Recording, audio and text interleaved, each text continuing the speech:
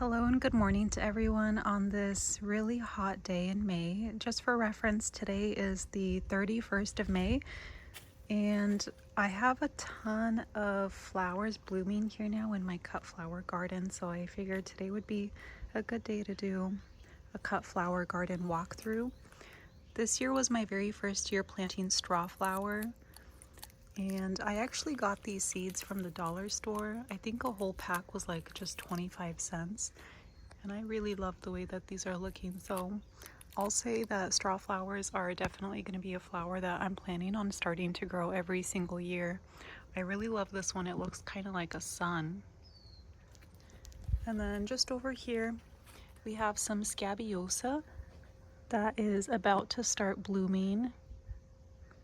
So really happy to see that. A little bit more straw flower, more scabiosa. We have a couple of zinnias here, and this is the first time I've ever had, I believe this is the, well, I was gonna say green envy, but then I just realized I also planted Oklahoma white. I didn't really do a good job of keeping track of what exactly it is, but I'm thinking this is probably, kind of looks like the green envy, honestly. And then here we have Rudbeckia that's about to burst open and bloom. Here we have our very first bloom. This bloomed actually quite a while ago. I think it's been a few weeks now, but I'm really looking forward to all of these blooming. And we have the very beautiful Dara. I actually didn't even plant these planted themselves here. So if you sow some Dara and you leave some heads on the plant, they're gonna just sow themselves. And later on you'll see some Ami plant. That right there is the Ami plant. So I'm really excited about all of these, especially these straw flowers. In this next row, we have yarrow, and I was really excited to see that I have both like a light pink variety and like a white or even like a light yellow color. And yarrow is really great for our zone because it does really great in the heat, and it's supposed to be pretty drought tolerant. Yeah, if you live in a climate like mine where we have really hot days, it's going to be 101 degrees today and very little water. We are not going to be getting any rain at all now until probably like mid-October if we're lucky. So yeah, you definitely want to look into yarrow, and these were all planted from seed about 2 years ago now. All right, so next up we have a little bit more self-sown Dara, and I'm very excited to see that actually this is the cocoa marigold that I planted from seed. I have about 6 marigold plants. You'll notice that everything in here is planted super tight. There's 1, 2, 3, 4, 5, 6 marigolds. Everything is planted super tight because the Rudbeckia is getting really big. This is more Rudbeckia that I planted a couple of years ago. They definitely were not this size last year. I'm thinking maybe eventually I'll have to dig out the Rudbeckia and plant it somewhere else, but for now we'll just let it stay here. I believe that there's about like 3 or 4 Rudbeckia plants in here, and that's like you saw earlier, they're just now starting to open up. Because everything is so tight in here, I did come through and cut off this side of the Dara plant just so that it's not completely forcing its way onto all these plants. I hear a bumblebee. The bumblebee is enjoying the Ami, which is really nice to see. Next we have some feverfew. This was also planted about 2 years ago now, and it has done such a good job of kind of spreading. I'll show you a little bit more here.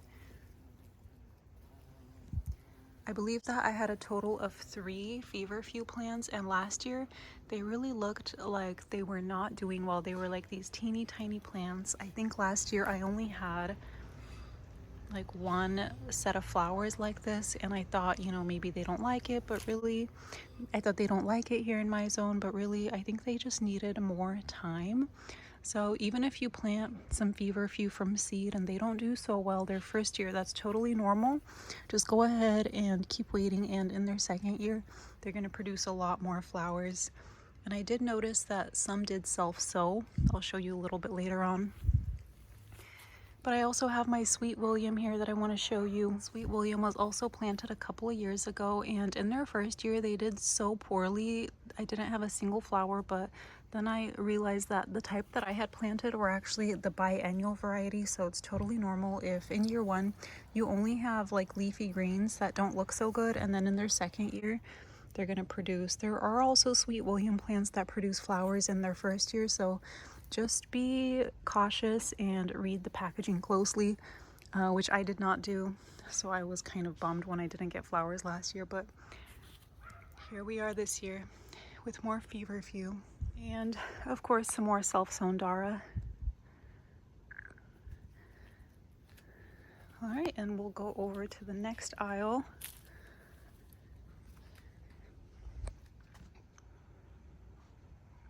So here we have the very beautiful larkspur, which I'm really excited about. The other day I saw a ton of bumblebees on here, and I even saw a hummingbird come through. I'll go ahead and overlay the footage so you could also see.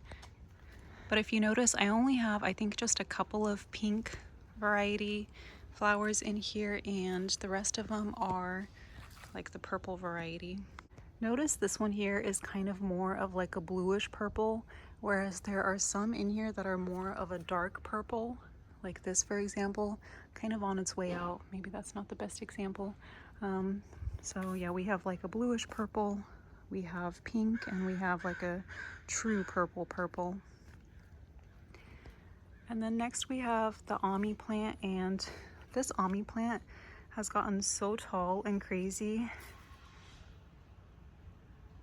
I was not expecting for it to grow this tall, and the funny thing is I really only have, I think there's like 1, 2, 3, 4, I think there's just 5 Ami plants in this bed, which is a no dig. I did no dig here, and there is so much Ami. I'll try to show you how it looks from the top when I look out from the upstairs window, but yeah, it's really beautiful. I love looking at what it looks like from the top. You get kind of a different perspective. And then I'll come over here and show you my foxglove. So I would say the foxglove is currently my favorite plant in my garden. This is my first year ever planting foxglove, and you'll notice that there are a few different plants here. They're all sown very closely together, and they're all kind of at different stages. Like for example, the Carmelo lavender variety. This here must have been planted first, that's why it's blooming first, and then later on what I did was, as some of the plants kind of died or some of the cats came through and like dug in here and destroyed the plants, I already had like a second succession. So you'll notice that this one, I believe this is maybe like the Dalmatian peach variety coming through. And then we have some that are just starting to put on flower buds. But yeah, the feverfew is one that I'm super excited for, and I feel like now that I've planted it once, I'll probably plant it always. And or did I say feverfew? I meant foxglove.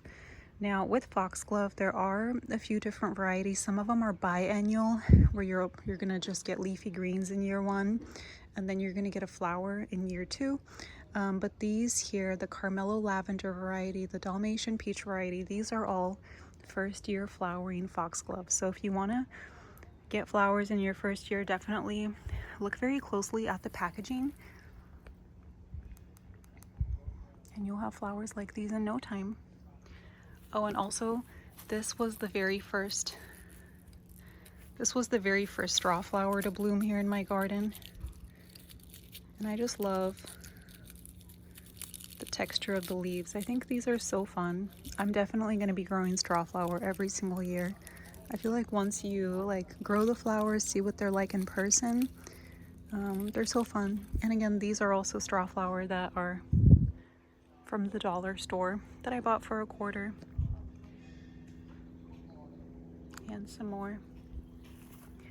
All right, and then the last no dig bed I have here on this side, which I'm very excited about because we have some cosmos that just recently started flowering. And then I have my tomato plants that I also started from seed. These are doing so well. I have never had tomatoes do so well that I started from seed. Oh my gosh, and I just realized this is so nice to see, you guys. Look at this. We have little baby green tomatoes. I forget what this variety is called, but if I find it, I'll go ahead and overlay it on the screen. But yeah, recently I really love just doing like a tomato and cucumber salad, and I like to use like the little baby tomatoes. So I have like 1, 2, 3, 4, 5, 6 different plants. You'll notice that this one here is the strongest plant, and I'm thinking that's because I gave it the most room. Notice here, I kind of have like 2 plants next to each other, whereas here, I just have one kind of in the center. So yeah, let me know what you think. I think that's why this one is like the tallest, healthiest, strongest plant. So yeah, spacing definitely plays a role here. And these here are the double click Cosmos variety that I planted from seed. We have some whites, we have some dark pinks, we have some light pinks, and a little bit more foxglove. This foxglove was winter sown. And if you don't know what winter sowing is, I'll show you one that I really kind of screwed up on. This is called the winter sowing method, where basically you start seeds in like a milk carton like this. And initially you want to put tape around it, and as the rain comes, the rain waters the flowers on its own. And then later on you can kind of open it up as the weather gets warm. But yeah, I really screwed up on these by not getting them planted earlier. This is foxglove.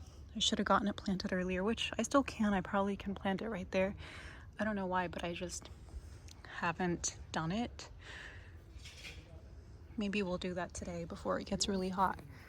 But yeah, another thing that I want to point out is notice how much shorter these are than the ones that I started indoors and planted back in probably like January, February.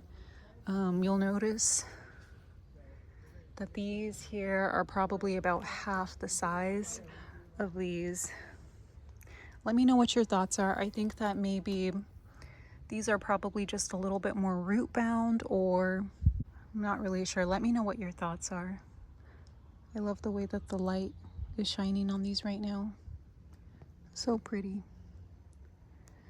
All right, and then here we have some delphinium plants. I did have some delphinium flowers that I shared with you in my May garden tour video. But these here, looks like this one is going to be producing flowers. Some of these were started from seed inside, like way back in December, January. And some of these were started as winter sowing method, again in milk cartons. And we have a random larkspur plant that I think was somehow just in one of the milk cartons with the delphinium. So yeah. And then next to us here we have a little sun gold tomato plant that I got from Costco. And then these here are all of my grandma's tomato plants that she started from seed. I will say these get the least sun, so I think that's why they are so much further behind than a lot of these other plants that I have. But yeah, thank you guys so much for watching this video. If you liked it, please give it a like and subscribe to my channel. And yeah, just wanted to say thank you so much for all your support, and I am excited to continue sharing the garden with you. Hope everyone has a great day, and hopefully it's not so hot in your zone like it is in mine. Bye.